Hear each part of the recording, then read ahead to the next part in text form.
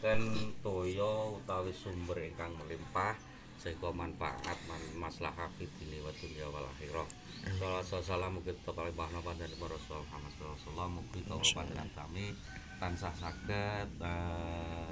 mengitbak napa ingkang dados ajaripun Rasulullah Muhammad sallallahu alaihi wasallam. Inten ganti wonten ing dinten menika kawula panjenengan sami sampun sepakat badhe nderek utawi dandani bedhik wonten ing mriki panggenan pramila kadhe mekaten kawula suwun kadhe ikhlasing manah ikhlasing penggalih sareng-sareng ndedonga dumateng ngarsanipun Allah SWT kanthi pangajap mugia anggen kawula panjenengan sami dadosi belik menika sageta manfaat melimpah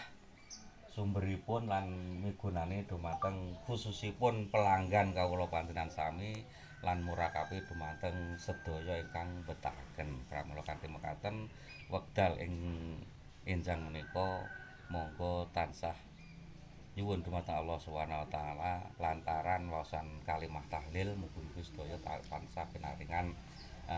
slamet donya slamet akhirat maslahat fidini wa dunya wal akhirah sehingga saged lancar anggenipun badhe dados menika mboten wonten alangan setunggal menapa sehingga saged lancaraken menapa ingkang dados menapa keperluan kawula panjenengan sami sehari-harinipun khususipun ingkang magayutan kaliyan toya pramila mekaten